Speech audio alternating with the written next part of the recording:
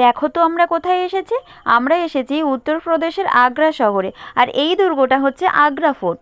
লাল বেলে পাথর দিয়ে তৈরি এই দুর্গটি দাঁড়িয়ে আছে প্রায় 3,80,000 স্কোয়ার মিটার, অর্থাৎ 94 একর জায়গা দখল করে। এখন আমরা টিকিট কেটে যাচ্ছি মেন গেটের দিকে।